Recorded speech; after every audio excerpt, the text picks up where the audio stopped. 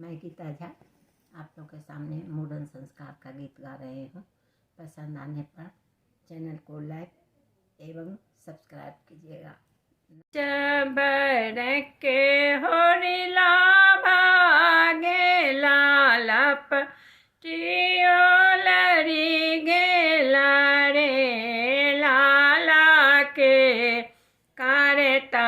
बाबू के मुरन माँ के हीरे लापट मोरा तारे लाला के करता बाबू के मुरन माँ के हीरे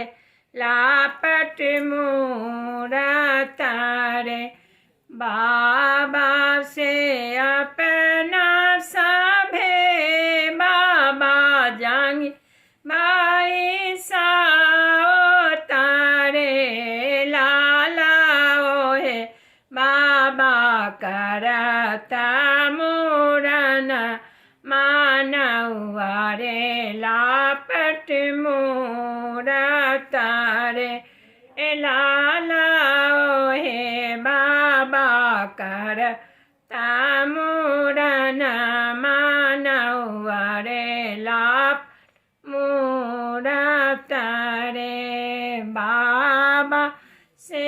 अपना वीरेंद्र बाबा जंग भाई सा तारे लाल ओहे बाबा करता मुरन मानवा रे लापट मोरा